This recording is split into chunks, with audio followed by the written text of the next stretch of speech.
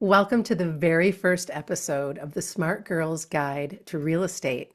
I'm your guest host, Shann Vander Leek, and I have the honor of kicking things off by speaking with the woman who created this podcast, Jami Hearn. Jami is a no BS real estate investor, intentional wealth builder, and now the voice behind this podcast. She's making real estate education bold, approachable, and totally doable. If you ever wanted to learn how to build cash flow, equity, and generational wealth on your terms, this is the place for you. Welcome, Jami. I'm so excited to kick this off with you, Shann. Thanks for all of your support and all the things you do that nobody talks about. So you are so appreciated. Oh, thanks so much. So you've just launched the Smart Girl's Guide to Real Estate. And the very first thing that comes up for me is what inspired you to create this podcast and go on this journey? I know a lot about you behind the scenes, but let's tell our listeners what made this happen for you. So the crux of my mission is reallocating wealth into the hands of women because women do things with money that men don't do. When a woman has wealth, her entire family is in the ripple zone, and also tons of people who aren't in her family.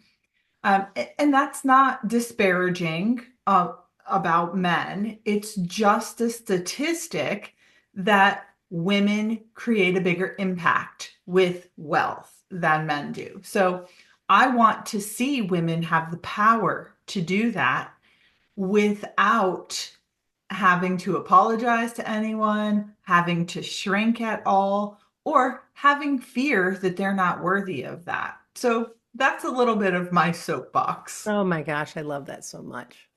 And I also love that your show isn't the typical buttoned up money talk. It's going to be more fun and rebellious and approachable. And I'm wondering how you landed on that unique blend of real estate education and attitude. Well, I'm a little bit of a pot stirrer, so it kind of comes naturally to me. I Most people who have been in my orbit for a little while know that I was a real estate attorney for decades.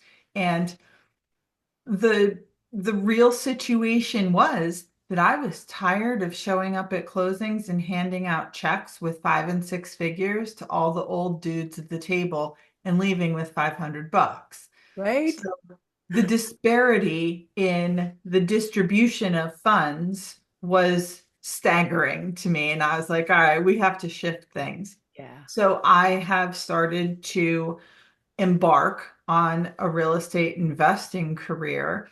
And I want to take all of my cool friends with me. I want women to be able to do this too. And it's accessible and available. You just have to find the right niche and find the right people to do this with. Right on. And you created this podcast for smart women who want to invest on their own terms. Who do you hope is going to listen in, and what do you want them to walk away from after each episode? I want any woman who knows that there's more, who knows that she has the capacity to do more. And even if you have some doubt around that, we're going to have a whole mindset process and conversation and support to enable you to find your own internal value and worth to step into this really amazing world of real estate. I also want women to recognize that it's not just real estate. They have the capacity to really claim this station in any industry that they choose. One woman actually said to me when she saw the title, she said, "Ooh, does that include me?" And I said, "Absolutely." So I want women to start claiming their value, their intellect, and their capacity to generate stupid money if that's what they want. Here, here. As a veteran real estate investor, I'm sure you've seen it all. The wins and the don't do this and or don't do what I did moments. How are you weaving those stories into your episodes and why do you think that that matters? That honesty of your experience. Everybody has Instagram moments, like that's what they share with the world. But being a real estate investor is a very real, visceral, challenging experience. So it's important to talk about those mistakes we've made and bad shit that's happened to us along the way. So then it normalizes it and you don't judge yourself. So many people have a deal go south and they're like, "Oh, I'm not cut out for this. This is too hard." It is hard. Yeah. It's not just a quick, easy way to build wealth. It requires fortitude and resilience, and that's okay. Yeah. So when you face those things, knowing that there's this whole fleet of other women who have also faced these things and forged through and built amazing things on the other side, it gives you a little bit of support and encouragement to do it yourself. Yeah. And it is really just a matter of stick-to-itiveness and following the steps and just staying with it. And frankly, when things blow up, they weren't meant to be. They weren't meant for you because there's something much bigger and better right around the corner. At least that's what I've found in my own experience. Yeah, I have the perfect example of that. A few years ago, my husband and I were under contract to buy a property in the mountains of North Carolina. At the 11th hour, it fell apart. We lost about 20 grand on the deal. And then all of these recent hurricanes and bad things happened. That house was destroyed. Goodness. So, I mean, I'm sure we would have had insurance, but we would have had a significant loss Oh had we yeah. closed on that property. Yeah. So it's not always in the moment that you can recognize what the utility of a deal falling through or going south Right. really is. But you just have to have faith that big picture, the universe is propelling you in the right direction. So don't go Without kicking question. and screaming, get Yeah. in the flow. I have a story, a similar story where we were so disappointed. We bought some beautiful property to build our forever home, and we were just so excited about it. And as everything was moving forward, the neighbor next door didn't understand where his property line was and where ours began, and he took out all of the trees on over an acre of this wooded, hilly, beautiful property. And needless to say, he ended up buying some property he hadn't planned on buying because things just kind of worked out that way. But had that not gone sideways for us, we wouldn't be living where I want to live and where I live now and have lived for 20 years based on a conversation with a woman many moons ago about, hey, if you ever sell this house, I want to live here. It's my, and it happened. And had the guy not cleared the trees, I wouldn't be living here. That's amazing. Yeah, I mean, it's devastating that someone totally. cleared trees. I'm so connected with trees. I mean, And have it I was ever just told you? all, they were just, I don't even remember what he was doing. Anyway, doesn't matter. We had a forester come in on our farm, and I was not interested in having as many trees as they had marked, cut. Yeah, So my husband ended up calling them saying, "Don't come back." yeah. Nope. So you've said that this show isn't about your grandma's money talk. What outdated advice or myths about real estate do you want women to stop believing right now?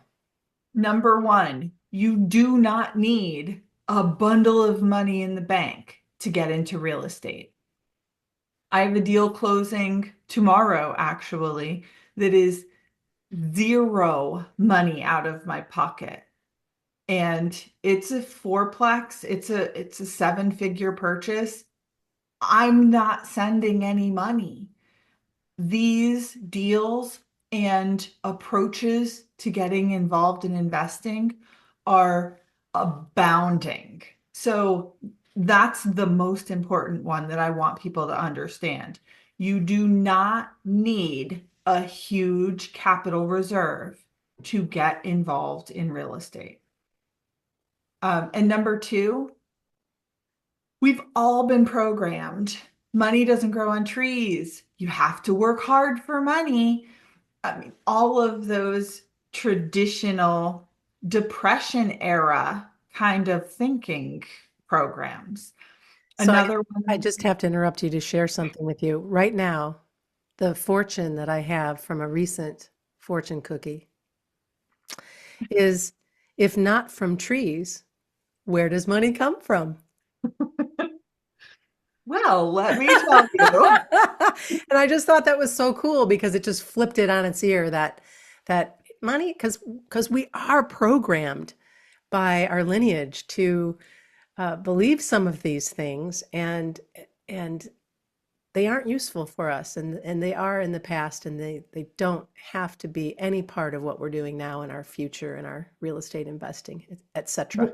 100%. And I am not saying that real estate investors don't work hard. We do, Yeah, but we work smart.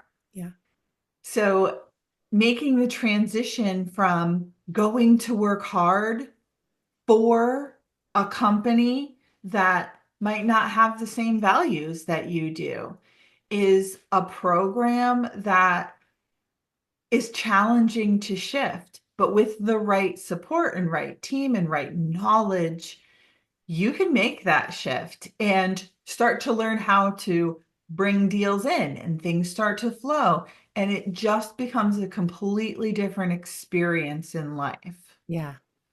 That's great. What's one lesson from your own investing journey that completely changed how you look at and how you approach wealth building today? Just one. You can share more than one if you'd like. It's probably just that, be in the flow. Because when I have forced deals to close, shit goes sideways. Or when I have shrunk and not just been with the flow of deals, energy, money, then I've missed out on opportunities. Yeah, So having the courage to accept the opportunities that are coming to you is critical. yeah. A lot of people are programmed to think things like, oh, I can't do that. That's too big of a risk. Mm. Without risk, there's no reward. Reward. Right? So being a real estate investor is riskier than a lot of other jobs or industries, but it also comes with an exponential reward. It really does. It's And the key is having the right people around you. All of the information that you'll ever need is available on the internet. But the way that information is presented is different for every person. So finding the people you vibe with and building wealth with them or alongside them makes the process and experience so much more enjoyable. mm. You promise some hilarious don't do what I did stories as a part of this podcast and as a part of your conversations with others who are wealth building with real estate. Can you share one of those moments that turned into a huge learning opportunity for you? Sure. And everyone has them. Anyone who's been investing in real estate who tells you, oh, I don't have any real good stories, they are either being coy or being overly humble because they do. Yeah. So this one house I got under contract and it was a duplex. I only went in one side. Oh, I did not go in the other side. I did not send anyone in the other side. Now, I invest out of town in addition to locally. So there are certain circumstances when I'm not going to be able to get to the property to look at it myself. Always get an inspector or someone in the area to be boots on the ground because it always looks different in pictures than it does in real life. So this particular duplex, I only went in one side. It was beautiful. It was like a grand staircase with this beautiful woodwork and the kind of wallpaper that has like velvet in the inlaid in the wallpaper. It was so well maintained. And I don't really have a good reason why I didn't go in the other side. Then I closed on it and I went in the other side. oh, It didn't even have a kitchen. oh no. And it was the entire inside was painted black. What? Oh no. So I was a little upset with myself for not going in that side previously because I definitely would have negotiated that price down. No doubt. It Oh is my what it gosh, is. that would be so shocking. Well, right, because I went in, I was like, I I thought there'd be a sink, like and the whole thing was black. I was like, oh boy. Oh my I goodness. ended up selling that to a fix and flip investor 45 days after I bought it for a $30,000 gain. Oh, that's So, awesome. like, it was okay. Yeah. Well, and that there is the silver lining to finding that black duplex. Who'da knew? So many women feel intimidated by the financials and by the real estate world. What's the first step we can take to start feeling a little bit more confident in investing? Talking with other women who are doing it. There are women who are hitting it out of the park. Yeah. One particular investor, she's way younger than I am. She owns 2,800 doors. Like, holy shit, are there that many doors in a whole county? Like it's just Wow. amazing. Yeah. So most of the women that I'm in community with are super approachable and friendly and want to help. And if you have a question, they're going to point you in the right direction. So just taking that initial step to start networking with people Yeah. who are doing what you want to do is going to propel you forward. And you don't have to find the girl with 2,800 doors. Find the girl with four. Right. Find the girl with eight Right. Well, who's, and that leads me right to the some of the guests and some of the people that you're going to be talking with here. These are those women. yes, So just to be sure that our listeners know, Jamie is going to be sharing, from a teaching space, but also from an interviewing space and storytelling space, so that you're going to meet all kinds of different women who are in this space, who are wealth yes. building with real estate. And a lot of people have the misconception that, oh, real estate, I'm not a realtor.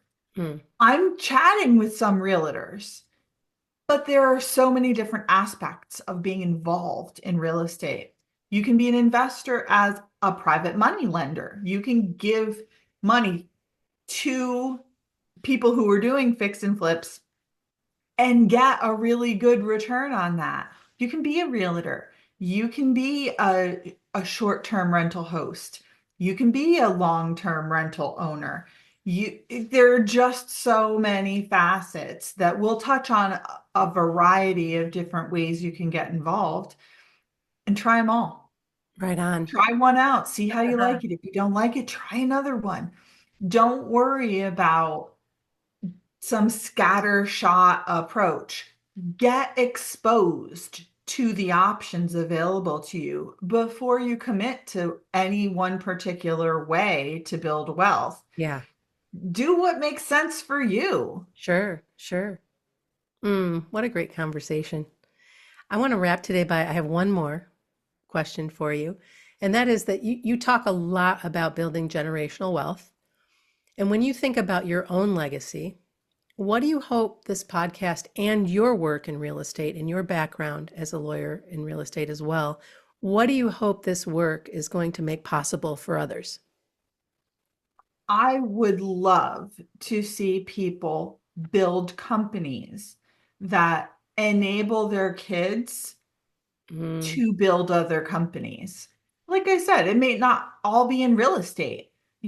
One of my sons is starting a service company as an HVAC technician, but he got his start because I learned the skills of real estate.